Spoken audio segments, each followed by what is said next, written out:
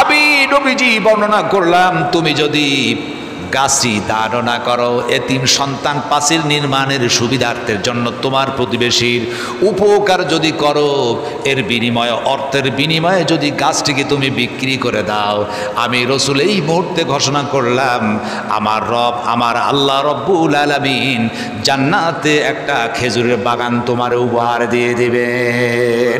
সুবহানাল্লাহ, জান্নাতি খেজুরের বাগান তোমার উপহার দেওয়া হবে। আবার ভাইরা, দান করলে যেমন সওয়াব, তার চাইতে বেশি সওয়াব কর্জে হাসানা দিয়াম। কর্জে হাসানা বেশি সওয়াব।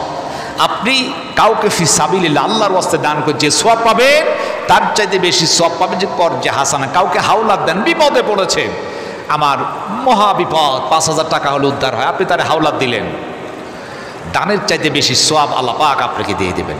সুবহান। কিন্তু আমাদের সমাজে কর্জে হাসানা এখন নাই। এর কারণ কি? সুদ ভিত্তিক লেনদেন থাকার কারণে মানুষের সুদ ছাড়া কাউকে টাকা দেয় না। আপনি বলবেন সুদের উপর শতকরা 10 টাকা, দেখবেন টাকা বের হয়ে যাবে। হাওলাত চাইবে না, আপনার কেউ টাকা দিবে না। বিপদে পড়েছেন, কেউ উদ্ধার করবে না। আবার এমনও সমস্যার সম্মুখীন এখন হচ্ছে যে হাওলাত দিবেন, ফি সাবিলিল্লাহ হয়ে যায়, আর টাকাও দিতে চায় না। আপনি টাকা দিয়েছেন, বেচারাটার বিপদ উদ্ধার করেছেন, ওই বেচারাটা আপনাকে ভুলে যাবে, ওই টাকা দিবেন, আপনাকে ঘুরাইয়া টাকা দেওয়াতে মনে হয় যেন আপনি বিপদে পড়ে গিয়েছেন।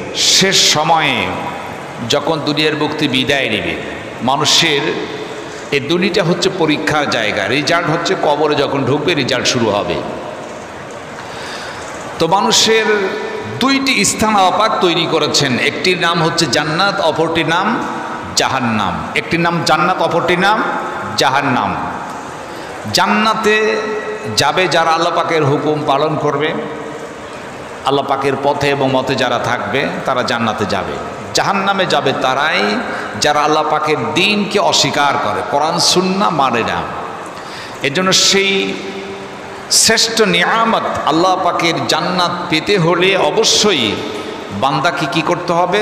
তার দাসত্ব, তার গোলামি, নেক কাজ যত আছে এগুলা করতে হবে। কেননা কিয়ামতের দিন, মুসিবতের সময় যখন ইন্নাল হামদুলিল্লাহিল আকরামিল্লাযী খালাকাল ইনসানা ওয়া কাররামা ওয়া আল্লামাহু মিনাল বায়ানি মা লাম ইয়া'লাম فسبحان الذي لا يحصى امتنانه باللسان ولا بالقلم نشهد أن لا إله إلا الله وحده لا شريك له ونشهد أن سيدنا وحبيبنا وطبيبنا وطبيب أرواحنا محمد الذي أرسله بالحق بشيرا ونذيرا وداعيا إلى الله بإذنه وسراجا وقمرا منيرا فقد قال الله تعالى في كلامه المجيد وفرقانه الحميد أعوذ بالله من الشيطان الرجيم بسم الله الرحمن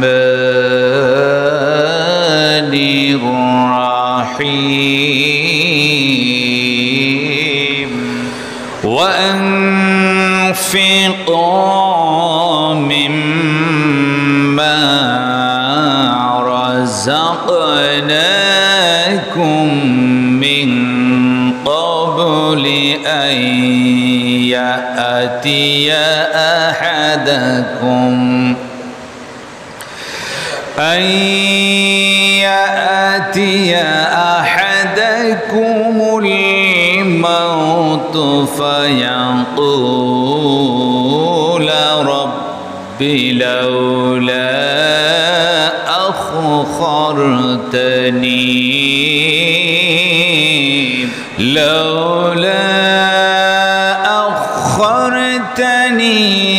إلى أجل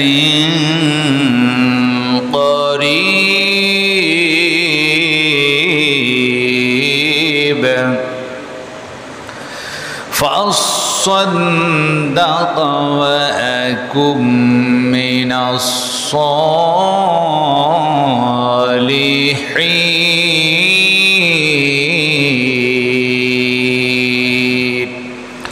وقال الله تعالى في شأن حبيبي إن الله وملائكته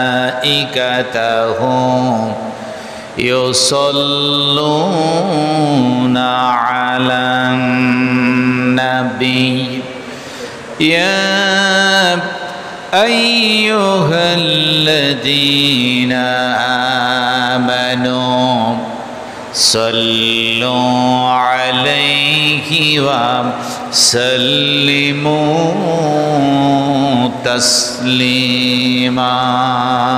اللهم صل على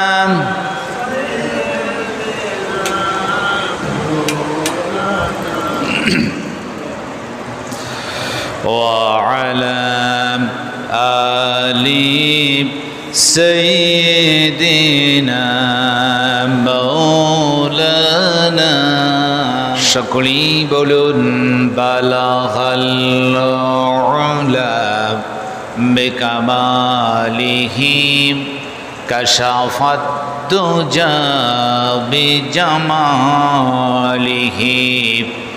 حسنت جميع خصاله صلوا عليه وآله. আলহামদুলিল্লাহ, আল্লাহ পাকের দরবারে লাখ কোটি শুকরিয়া যে মহান তাবারক তাআলা যিনি দয়া করে মেহেরবানি করে এক সপ্তাহ পর জিলহজ মাসের আজকের এই তৃতীয় জুমাতে সালাত আদায়ের উদ্দেশ্যে শ্রেষ্ঠ স্থান আল্লাহর ঘর মসজিদে এসে বসার সুযোগ করে দিয়েছেন। সেই মহান মানিবের দরবারে প্রাণ খুলে জবান খুলে শুকরিয়া আদায় করছি। আমরা সকলেই পড়ে নিচ্ছি আলহামদুলিল্লাহ। লাখ কোটি দরুদ সালাম বর্ষিত হোক বিশ্ব মানবতার মুক্তির দিশারি তামাম শিক্ষকের শিক্ষক, যিনি হচ্ছেন নির্যাতিত নিপীড়িত মানবতার বন্ধু সৈয়দুল মুরসালিন খাতামুন নবীন জনাবি মুহাম্মদুর রাসূলুল্লাহ। সকলেই বলি সাল্লাল্লাহু আলাইহি ওয়াসাল্লাম। মহান তাবারক তাআলা যিনি আমাদেরকে এক সপ্তাহ পর আবারও সালাতের উদ্দেশ্যে শ্রেষ্ঠ স্থান আল্লাহর ঘর মসজিদে এসে বসার তিনি সুযোগ করে দিয়েছেন। আমি সূরা আল মুনাফিকুন এখান থেকে 10 নম্বর আয়াতে কারিমা তেলাওয়াত করেছি। মহান আল্লাহ পাক সুবহানাহু ওয়া তাআলা তিনি যেন আমাকে এই আয়াতে কারিমার উপরে কিছু সময় আলোচনা করার সুযোগ দেন। সকলেই বলি আল্লাহুম্মা আমিন। আমরা এসেছি আল্লাহর হুকুম পালনের জন্য আল্লাহর ঘর মসজিদে, কারণ আল্লাহ পাক তিনি আমাদের জন্য নামাজকে ফরজ করে দিয়েছেন। এর কারণ হচ্ছে আমি গত জুমাতে আলোচনায় বলেছিলাম আল্লাহ পাক তিনি সারা পৃথিবীর মাখলুকের মধ্যে মানুষকে সেরা মাখলুক হিসাবে বানিয়েছে, আশরাফুল মাখলুকাত। আর এই আশরাফুল মাখলুকাতের উপরই আল্লাহ পাক বিধান জারি করেছেন তার হুকুম। তো আল্লাহ পাকের যে বিধান জারি আছে, আল্লাহ পাকের যে হুকুম আহকাম, এর কারণ কি? তার উদ্দেশ্য হচ্ছে এটাই, মহান তাবারক তাআলা যিনি তার বান্দার জন্য শেষ সময়ে যখন দুনিয়ার মুক্তি বিদায় নেবে, মানুষের এই দুনিয়াটা হচ্ছে পরীক্ষার জায়গা, রেজাল্ট হচ্ছে কবরে যখন ঢুকবে রেজাল্ট শুরু হবে। তো মানুষের দুইটি স্থান আল্লাহ পাক তৈরি করেছেন, একটির নাম হচ্ছে জান্নাত, অপরটির নাম জাহান্নাম। একটির নাম জান্নাত, অপরটির নাম জাহান্নাম। জান্নাতে যাবে যারা আল্লাহ পাকের হুকুম পালন করবে, আল্লাহ পাকের পথে এবং মতে যারা থাকবে তারা জান্নাতে যাবে। জাহান্নামে যাবে তারাই যারা আল্লাহ পাকের দ্বীনকে অস্বীকার করে, কোরআন সুন্নাহ মানে না। এজন্য সেই শ্রেষ্ঠ নিয়ামত আল্লাহ পাকের জান্নাত পেতে হলে অবশ্যই বান্দাকে কি করতে হবে? তার দাসত্ব, তার গোলামি, নেক কাজ যত আছে এগুলা করতে হবে। কেননা কিয়ামতের দিন, মুসিবতের সময় যখন বান্দা উঠবে, সমস্ত বান্দাবান্দি যখন হাসর মাঠে দাঁড়িয়ে যাবে, হিসাব নিকাশের কাঠগড়ায় দাঁড়াতে হবে। এখন মিজানের পাল্লায় যখন মাপযন্ত্র মাপা হবে, নেকি আর বদি, বান্দার নেকি যদি কমে যায়, যখন নির্দেশ হবে ইং তলিকু বি আবদি ইলান নার, এ বান্দাকে জাহান্নামে ফেলে দাও, নির্দেশ হয়েছে। নির্দেশ যখনই হবে আল্লাহ পাকের বান্দা বা বান্দি এ নির্দেশ শোনার পর বুঝতে পারবেন নির্ঘাত আমি জাহান্নামে, তখন সে এত ভীতু হয়ে যাবে, তখন আল্লাহ পাককে ডাক দিয়ে বলবে, আল্লাহ তুমি আমার একটা সুযোগ দাও, কারণ আমি তো সামান্য নেকির কারণে আজকে আমাকে জাহান্নামে যেতে হচ্ছে।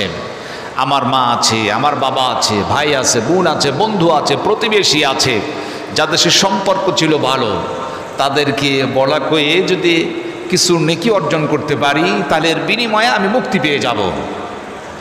আল্লাহ বলবে, ঠিক আছে বান্দা যাও, আমি তোমার সুযোগ দিয়ে দিলাম। আল্লাহর বান্দা এখন দৌড় মারবে নিজের মায়ের কাছে, যে মা তাকে এত কষ্ট করে লালন পালন করেছিল, যে মা না খেয়ে সন্তানকে খাইয়েছিল, নিজে শীতের দিন ভিজা জায়গায় সে সন্তানকে শুকনো জায়গায় রেখেছিল, সেই মা সেই দিন বলে ফেলবে, আমি তোমার চিনি না, আজকে আমি নিজের জন্যই ব্যস্ত, তোমার ব্যাপারে আমি কোনো কিছুই করতে পারবো না, তোমাকে নেকি দিয়ে সাহায্য করার সুযোগ আজ আমার নাই।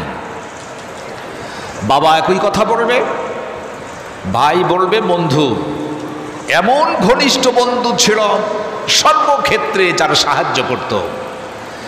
তাফসীরের ভাষায় হামিম বলা হয় ওই বন্ধুকে যে জীবন দিয়ে বন্ধুর উপকারের জন্য আপ্রাণ চেষ্টা চালায়। সেই বন্ধু পর্যন্ত ভেঙে যাবে, কিয়ামতের মাঠে আসবে না, এখন সকলেই ভেঙে গেছে, নির্দেশ হয়েছে জাহান্নামের, বান্দার নেকি কম হয়ে গেছে। আল্লাহর বান্দা নিজের মা, নিজের বাবা, ভাই বোন, আত্মীয় স্বজন, বন্ধু বান্ধব যা কিছু আছে সকলের কাছেই গেল, কেউ যখন পরিচয় দিল না, একটা নেকি দিল না, বান্দা হতাশ হয়ে গেল, নির্ঘাত আমাকে জাহান্নামে যেতে হবে। বান্দা তখন আফসোস করে আল্লাহর দরবারে দাঁড়ায়া তখন ডাক দে বলে, ইয়াকুলু ইয়া লাইতানি কদ্দামতু লিহায়াতি,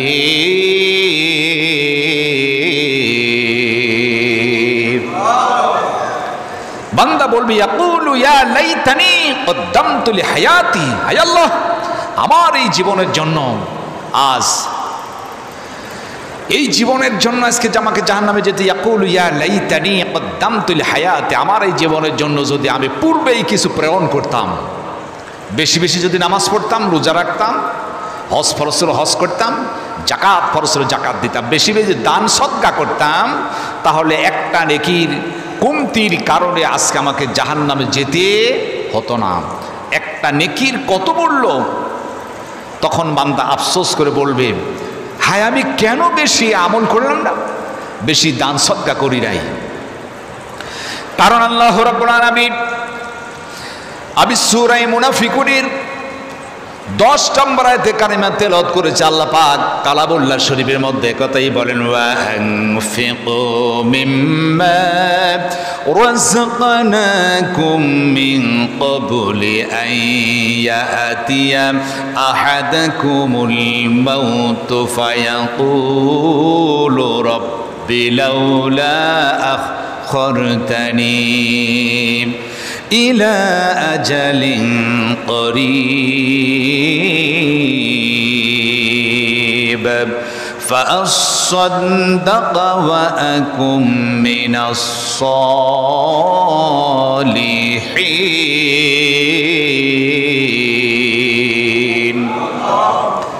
সেই দিন আল্লাহ পাক সুবহানাহু ওয়া তাআলা এখানে কোরআনুল কারীমের মধ্যে বলছেন বান্দাদেরকে ডেকে, ওয়ানফিকু মিম্মা রাযাকনাকুম মিন ক্বাবলি আইয়াতিয়া আহাদাকুমুল মাউতু, আমি তোমাদেরকে যে রিজক দিয়েছি, আমি তোমাদেরকে যে সম্পদ দিয়েছি, এই সম্পদ থেকে তোমরা কি করো? ব্যয় করো। তার মানে দান সদকা তোমরা করো, আল্লাহর পথে কি করো? অর্থ ব্যয় করো। কোন অর্থ? যে অর্থ, যে রিজিক আমি আল্লাহ তোমাদেরকে দিয়েছি, এই অর্থটা ব্যয় করো। কারণ এজন্য আমি আল্লাহ পাক বলছি, সেই দিন মানুষের আফসোস করে বলবে, ফায়াকুলু রব্বি লাউলা আখারতানি ইলা আজালিন করিব। কারণ আল্লাহ পাক তিনি বলতেছেন যে অর্থ তোমরা দাও ক্বাবলা আইয়াতি আহাদাকুমুল মাউতু, তোমাদের মৃত্যুর পূর্বে, তোমাদের কেহ মৃত্যুবরণ করার পূর্বে আমি যে সম্পদ দিয়েছি, সেই সম্পদে কি করো? আল্লাহর পথে ব্যয় করো। এজন্য ব্যয় করো। ফায়াকুলু রব্বি লাউলা আখারতানি ইলা আজালিন করিব, সেই দিন আফসোস করে মানুষগুলা বলবে, আল্লাহ তুমি কি করো? আমাদেরকে আর কিছুদিনের জন্য অবকাশ দাও, অর্থাৎ দুনিয়াতে আবার তুমি আমারে পাঠাও। কারণ একটা হিসাব নিকাশে তো জাহান্নামী হয়ে যাচ্ছে। আল্লাহর কাছে, আল্লাহ তুমি আবার যদি আমারে পাঠিয়ে দিতে, কি করতাম? ফাসাদ্দাকা, আমি দান খয়রাত করতাম, সদকা দিতাম। আল্লাহু আকবার। যদি তুমি আমারে আবার একটু সময় দাও, তাহলে আমি বেশি বেশি দান করব।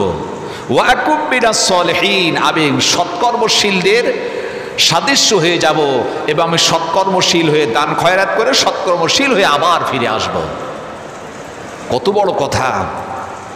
সেই দিন বান্দার মনে পড়ে যাবে দানের কথা। এখানে দান সৎকার কথা কেন বলেছেন? জালা তুমি অবকাশ দিলে আমি বেশি বেশি দান খয়রাত করতাম। কারণ রাসূল বলেছেন, দান যখন বান্দা করে, এর মধ্যে অনেক ফায়দা রয়েছে। একদিকে যেমন বান্দা যখন বেশি বেশি দান খয়রাত করবে, দান খয়রাতের মাধ্যমে একদিকে কি হয়? যত বালা মুসিবত বিপদ আপদ আছে, বান্দা যদি বেশি বেশি সদকা দেয়, বেশি বেশি দান খয়রাত করে, এর বিনিময়ে বালা মুসিবতকে আল্লাহ পাক উঠিয়ে দেন। জরুর সুবহানাল্লাহ। সেই সঙ্গে কি করেন?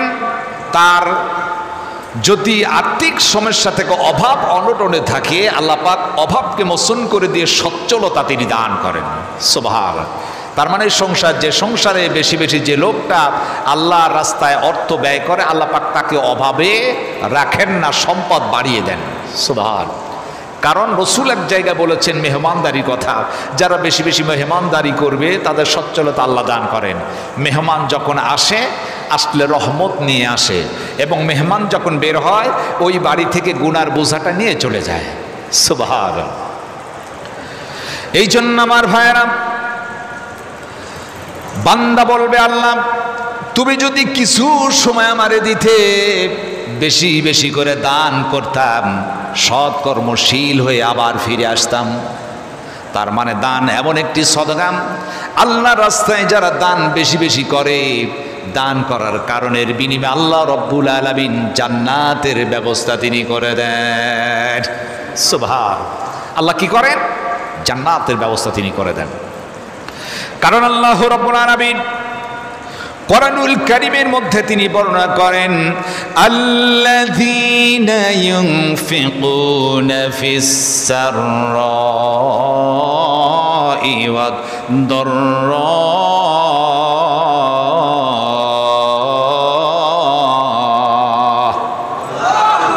আল্লাযীনা যারা ইউনফিকুনা, আল্লাহ পাক বলছেন যারা কি করেন? সচ্ছলতা অবস্থায়, ইউনফিকুনা ফিস সাররা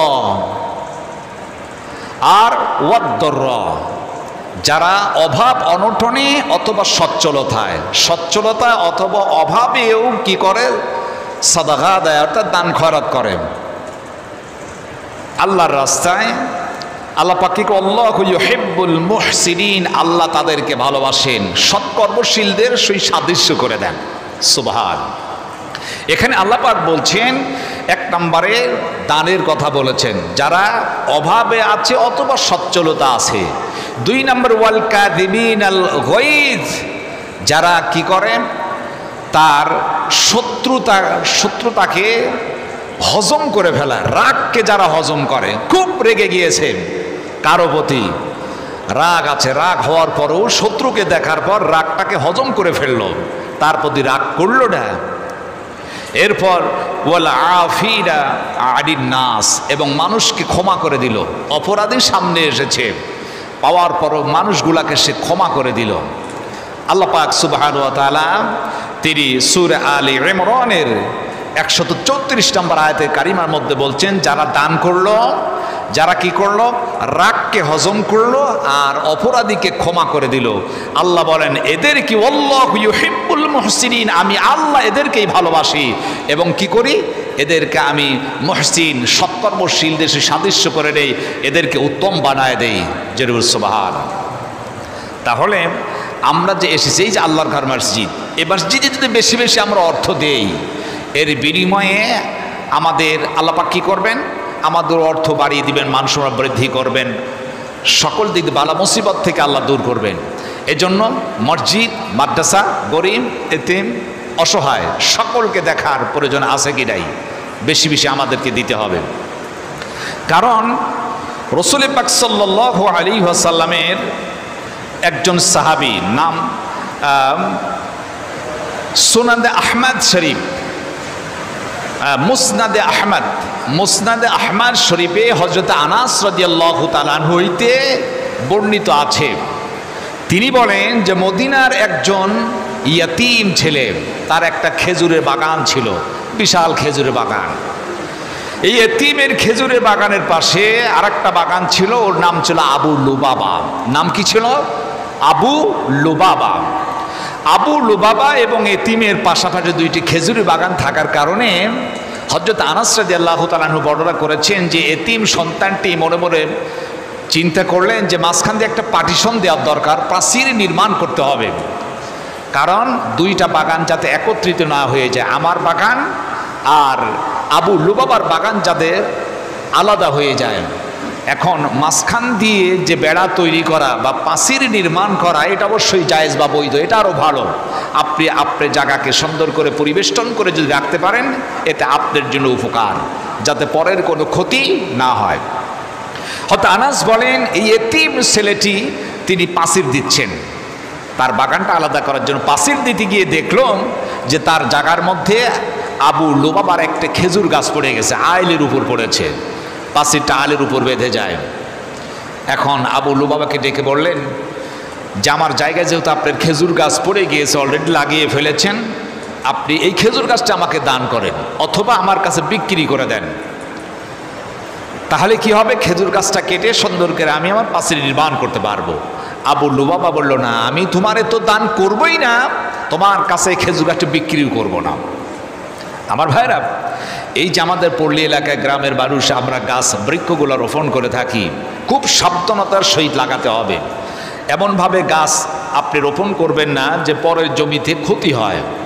আপনি যে একটা সীমানা আছে, সীমানা থেকে একটু দূরে গাছ লাগান, একবার আইল হেসে লাগাবেন না, কারণ এর ডালপালাগুলো তো ঢুকে যাবে, তার ক্ষতি হবে, যে আল্লাহর দরবারে জবাবদিহি করতে হবে। অনেক মানুষরা দেখবেন শুধু আল ঠেলে চলে আসে, জমিতে কুদাল দিয়া কেটে নিজের জমিকে বাড়ানোর জন্য এক হাত ঠেলে আর একজনের জমিতে চলে যায়। এই অনেক স্বভাবের কিছু লোক আছে কি নাই, এ কাজ করা যাবে না। হযরত আনাস রাদিয়াল্লাহু তাআলা আনহু বলেন এই এতিম সন্তানটি প্রাচীর নির্মাণ করতে গিয়ে যখন বলল আবু লুবাবা, গাছ যেহেতু আমার সীমানায়, গাছটি তুমি আমারে দান করে দাও, দান যদি না কারো উপযুক্ত অর্থ দিব, আমার কাছে তুমি বিক্রি করে দাও। আবু লুবাবা বলল না, দান তো করবই না, তোমার কাছে গাছও আমি বিক্রি করব না। একটু বেকা বা তেড়া জাতীয় লোক সমাজে আছে কি নাই দেখবেন থাকে। আবার ভাইরা, আমরা যদি হতাম, যদি আইলের উপর পড়ে যেত, আমরা না বলে আগে কেটে ফেলতাম, যে আমার জায়গা পড়ছে কেটে নিব আমি, না সরেই ঝগড়া বিপদ বেঁধে দিত। রসুলের সাহাবী তো, অপর দেখি এতিম। হযরত এই এতিম সন্তান আবু লুবাবাকে যখন বললেন, যখন মারলেন না, ইয়াতিম সন্তান আমার নবীর কাছে গিয়ে কমপ্লেন করলেন, কারণ জাস্টি সবচাইতে বড় বিচারক ছিলেন আমার নবী, ফাইসালা দিতেন নবী আমার। ইয়েতিম চিন্তা করলেন হুজুরের খেদমতে বিচার দেই, ফাইসালা তো পেয়ে যাব, কারণ আমার রসুলি সবচাইতে বড় ফাইসালাকারী। ইয়েতিম গিয়ে বললেন, ইয়া রাসূলুল্লাহ, ইয়া হাবিবাল্লাহ, হুজুর আমার বাগান আবু লুবাবার বাগান, পাশাপাশি মাঝখান দিয়া পাঁচিল নির্মাণ করতে গিয়া আমার জায়গা আবু লুবাবার খেজুর গাছ পড়েছে, আমার কাছে বিক্রি করবে না, দানও করবে না, হুজুর যদি একটু বলতেন আমি উপযুক্ত অর্থ দিয়ে তার গাছটা আমি ক্রয় করে নিতাম। নবী আমার আবু লুবাবাকে ডাকলেন, আবু লুবাবা, যেহেতু তোমার খেজুর গাছ ইয়াতিম একটা সন্তানের জায়গা পড়েছে, তুমি বিক্রি করো, দান করো, যদি দান না করো তাহলে তুমি বিক্রি করে দাও অর্থর বিনিময়ে। লুবাবা বলল, ইয়া রাসূলুল্লাহ, আমি কখনো গাছ দান তো করবই না, বিক্রি পর্যন্ত আমি করব না, আমি বিক্রি করব না। নবীজি আমার বললেন, শোনা রাখো আবু লুবাবা, আমি নবীজি বর্ণনা করলাম, তুমি যদি গাছটি দান না করো, এতিম সন্তান পাঁচিল নির্মাণের সুবিধার্থের জন্য তোমার প্রতিবেশীর উপকার যদি করো, এর বিনিময়ে অর্থের বিনিময়ে যদি গাছটিকে তুমি বিক্রি করে দাও, আমি রসুল এই মুহূর্তে ঘোষণা করলাম, আমার রব, আমার আল্লাহ রব্বুল আলামিন জান্নাতে একটা খেজুরের বাগান তোমার উপহার দিয়ে দিবে। সুবহান, জান্নাতে খেজুরের বাগান তোমার উপহার দেওয়া হবে। আবু লুবাবা বলল, ইয়া রাসূলুল্লাহ, জান্নাতের মধ্যে খেজুরের বাগান পাইব এটা আমার দরকার নাই, আমি খেজুরের গাছ বিক্রি করব না, দানও তো করব না। আবার ভাইরা, দান করলে যেমন সওয়াব, তার চাইতে বেশি সওয়াব কর্জে হাসানা দিয়াম, কর্জে হাসানা বেশি সওয়াব। আপনি কাউকে ফি সাবিলিল্লাহ আল্লাহর ওয়াস্তে দান করে যে সওয়াব পাবেন, তার চাইতে বেশি সওয়াব পাবেন যে কর্জে হাসানা। কাউকে হাওলাত দেন, বিপদে পড়েছে, আমার মহা বিপদ, 5,000 টাকা হলে উদ্ধার হয়, আপনি তার হাওলাত দিলেন, দানের চাইতে বেশি সওয়াব আল্লাহ পাক আপনাকে দিয়ে দেবেন। সুবহান। কিন্তু আমাদের সমাজে কর্জে হাসানা এখন নাই। এর কারণ কি? সুদ ভিত্তিক লেনদেন থাকার কারণে মানুষের সুদ ছাড়া কাউকে টাকা দেয় না। আপনি বলবেন সুদের উপর শতকরা 10 টাকা, দেখবেন টাকা বের হয়ে যাবে। হাওলাত চাইবেন, আপনার কেউ টাকা দিবে না, বিপদে পড়েছেন, কেউ উদ্ধার করবে না।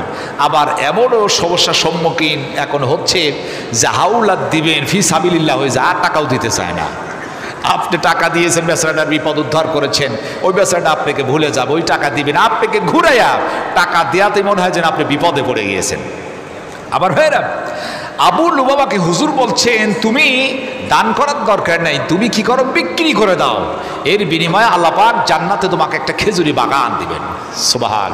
তার কারণ দেখেন, এই যে আপনাদের মসজিদ বাইতুল মিজান জামে মসজিদ, এই মসজিদ নির্মাণ করতে গিয়ে নিশ্চয়ই এখানে জমির প্রয়োজন হয়েছে।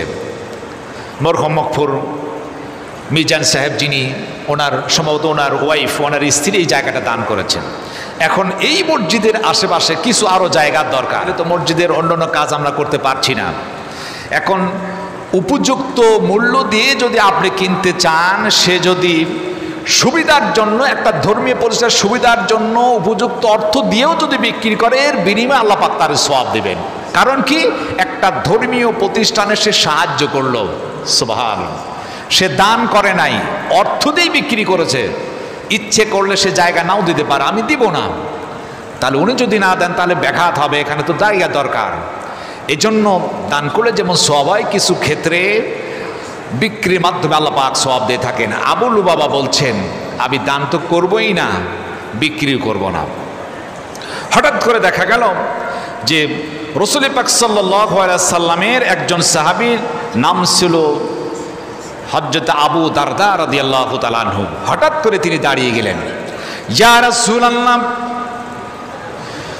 আপনি আবু লুবাবাকে বলছেন দান করবে না, সে বিক্রিও করবে না হুজুর, জান্নাতের বাগানের কথা বলেছে, এরপর দিবে না হুজুর। আপনার কাছে প্রশ্ন, আমার যদি কোনো একটা খেজুর বাগান আমি আবু লুবাবাকে দিয়ে এর বিনিময়ে যদি তার খেজুর গাছটি ক্রয় করে ইয়াতিম সন্তানকে দান করে দেই, হুজুর বলেন জান্নাতে কি খেজুরের বাগান আমি পেয়ে যাব নাকি?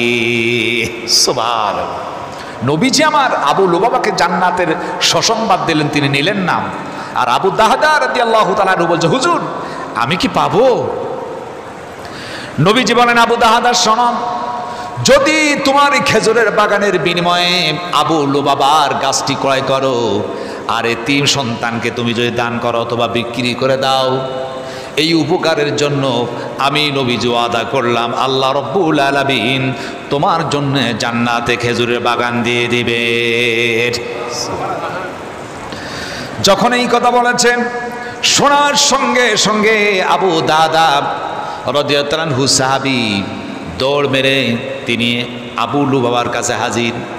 আবু লুবাবা, তুমি কি জানো এই দেশে আমার একটা 600 গাছ বিশিষ্ট খেজুরের বাগান আছে, জানো নাকি তুমি? বলে, হ্যাঁ। তোমার বাগানের খবর কে না জানি, সকলেই জানে, সবচাইতে প্রসিদ্ধ এবং সুস্বাদু খেজুর তোমার বাগানে আছে এবং অনেক বড় বাগান, খেজুর গাছের সংখ্যা আছে 600টি খেজুরের। হযরতে দাহদা রাদিয়াল্লাহু আনহু বলেন, ও আবু লুবাবা, শুধু 600 খেজুরের গাছের এই বাগান নয়, এই বাগানের মধ্যে সুন্দর একটা বাড়ি তৈরি করেছি আমি, তোমার কি জানা আছে? বলে, হ্যাঁ, এর মধ্যে তোমার একটা সুন্দর বাড়ি তুমি নির্মাণ করেছ। ওরে আবু লুবাবা, শুধু তাই না, পানির জন্য একটা কূপও আছে, তোমার কি জানা আছে? আবু লুবাবা বলে, হ্যাঁ কূপ আছে, এটাও তো জানা আছে। হঠাৎ করে আবু দাদা ডেকে বললেন, ওরে আবু লুবাবা সরো, আমি যদি 600 খেজুর গাছের এই বাগান সহ আমার কূপ এবং আমার বাড়ি যদি তোমাকে দেই, এর বিনিময়ে একটা খেজুর গাছ কিনতে চাই, বলো দেখি তোমার ওই একটা খেজুর গাছ বিক্রি করবা নাকি? একটা খেজুর গাছ বিক্রি করবা, এর বিনিময়ে 600 খেজুর বাগান দিব, আমার বাড়ি দেব, আমার কূপটা তোমারে দিয়ে দেব। আবু লুবাবা থেমে গেলেন, থমকে দাঁড়ালেন। বলে কি? চুপ করে থাকার পর রাসূলের কয়েকজন সাহাবীকে একত্রিত করে বললেন, ও সাহাবীরা, তোমরা কি কথা শুনেছ? আবু দাহদা যে কথা বলছে, উনি কি পাগল হয়ে গেল? মাথার স্ক্রুকে ঢিলা হয়ে গেছে নাকি? এত বড় বাগান সে আমার কাছে একটা খেজুর গাছের বিনিময়ে বিক্রি করবে? সাহাবীরা বলল, না, উনি এমন একজন সাহাবী যিনি জান্নাতের খেজুর বাগানের একটা অফার পেয়েছে নবীর কাছে। এই দুনিয়ায় 600 খেজুরের বাগান ওর কাছে তুচ্ছ। আমরা সাক্ষী থাকলাম, টেনশনের কিচ্ছু নাই, সাক্ষীর সম্মুখে তুমি তোমার একটু খেজুর গাছটা তুমি তার কাছে বিক্রি করে দাও। সুবহান। হযরত আবু দাহদা 600 খেজুর গাছের বাগান, ভিতরে তার বাড়ি, কূপ সহ আবু লুবাবার কাছে যখন তিনি বিক্রি করে দিলেন, বিক্রিত হয়ে গেছে। এখন আবু দাদা দৌড় মেরেছেন তার খেজুর বাগানের কাছে, উম্মে দাদা বলে তার স্ত্রীকে ডাক মেরেছেন। ভিতর থেকে স্ত্রী বলে, প্রাণের স্বামী, বারবার করে কেন ডাকছেন? ঘরের মধ্যে আসেন। স্বামী দাহদা রাদিয়াল্লাহু আনহু ডেকে বলে, ওর বাড়ির স্ত্রী, তাড়াতাড়ি বের হয়ে আসো, এই বাড়ির মালিক আর নাই, যা সরঞ্জাদি আছে বের হয়ে যেতে হবে। আমি এই মুহূর্তে আমার 600 খেজুর গাছের বাগান, কূপ এবং বাড়ি সহ আল্লাহর রাস্তায় দান করে দিয়েছি। সুবহান। তার মানে হলো দান উত্তম। ওই যে এতিম সন্তানকে তিনি একটা খেজুর গাছ ক্রয় করে দিচ্ছেন, 600 বাগান সহ, তিনি 600 বাগান, তার বাড়ি এবং কূপ সহ সব কিছু তিনি বিক্রি করে দিয়ে একটা খেজুর ক্রয় করে এতিমকে যখন দান করে দিলেন, আমার নবীজির কাছে গিয়ে বলেন, ইয়া রাসূলুল্লাহ, আমার 600 খেজুরের বাগান এবং আমার বাড়ি কূপ সহ আমি আবু লুবাবার কাছে বিক্রি করে দিয়েছি। আবু লুবাবার কাছে দিয়ে আমি তার একটা গাছকে ক্রয় করে এতিম সন্তানকে দান করে দিলাম। হুজুর বলেন, জান্নাতের মধ্যে খেজুরের বাগান আমি পাবো কিনা? সুবহান। আমার নবীজি সঙ্গে সঙ্গে ডাক দিয়ে বলেন, শোনো, ওরে আবু দাহদা, এই মুহূর্তে তুমি শুনে রাখো, আমার রব, আমার আল্লাহ শুধু একটা খেজুরের বাগান নয়, আমি নবীজি বলছি, তোমার যে ত্যাগ মহব্বতের জিনিস আল্লাহর রাস্তায় দেওয়ার কারণে আমার রব অসংখ্য খেজুরের বাগান জান্নাতে তোমার জন্য তৈরি করে রেখে দিয়েছে। এই জন্য আল্লাহ পাক বলেন, লান তানালুল বিররা হাত্তা তুনফিকু মিম্মা তুহিব্বুন।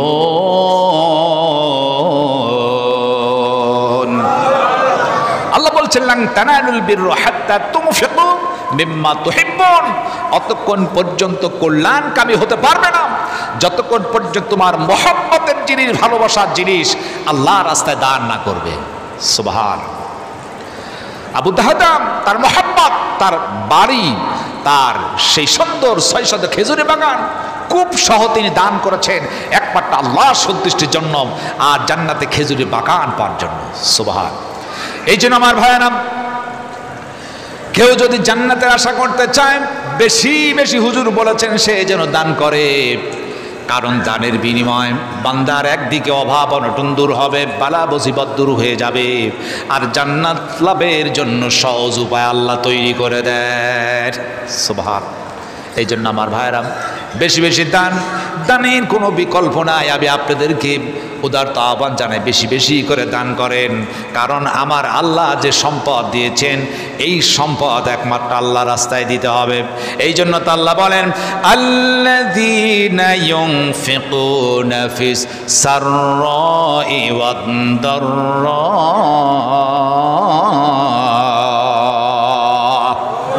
যারা কি করে সচ্ছলতা ও অভাবগ্রস্ত থাকার পরেও যারা কি করে আমার দেওয়া সম্পদ আল্লাহর রাস্তায় বিলীন করে দেয়।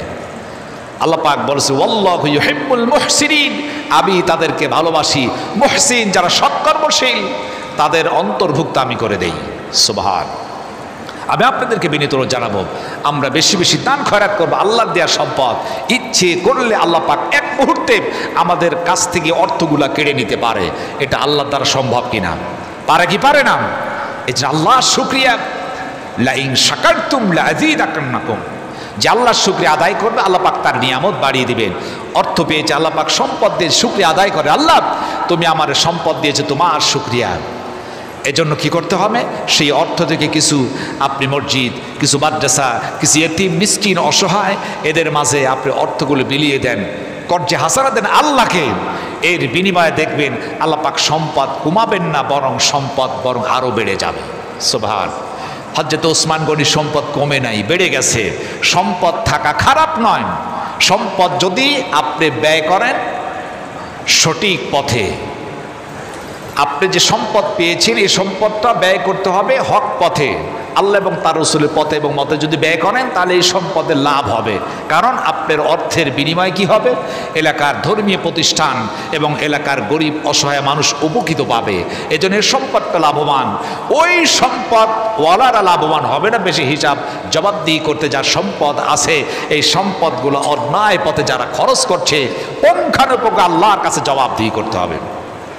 আমি আপনাদেরকে উদারতা আহ্বান জানাই, আসুন আমরা আমাদের অর্থগুলো যে যতটুকু পেয়েছে আল্লাহ শুকরিয়া। যেহেতু আল্লাহ পাক বলেছেন সচ্ছলতা অথবা অভাবের মাধ্যম দিয়ে কিন্তু দান করা যায়। আপনি যাই আছেন আপনি যদি চেষ্টা করেন কিছু আমি আল্লাহর রাস্তায় দিব, এটা আমার ব্যাংক ব্যালেন্স আখেরাতের, আপনি দেবেন ইনশাআল্লাহ হয়ে যাবে।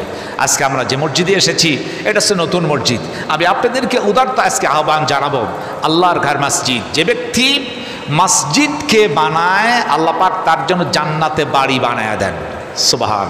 তাহলে মসজিদ বানালে আল্লাহ জান্নাতে বাড়ি বানাবেন। আমরা কি চাই যে আমাদের বাড়িটা জান্নাতে তৈরি হোক? চাই কি চাই না?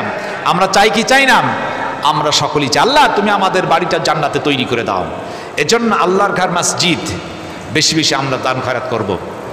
আজকে এই আলোচনার মাধ্যম দিয়ে একদিকে আমি আপনাদেরকে যেটা বোঝালাম সেটা হচ্ছে দান খয়রাত বেশি বেশি করতে হবে, আল্লাহ বালা মুসিবত উঠিয়ে নেবেন। দানের মাধ্যমে আপনি দান করলে বালা মুসিবত চলে যাবে, সচ্ছলতা হবে, অভাব অনটন দূর হবে, রহমত বর্ষণ হবে, অনেক উপকার এবং অর্থ কমবে না বরং আল্লাহ পাক অর্থ বাড়িয়ে দেবেন।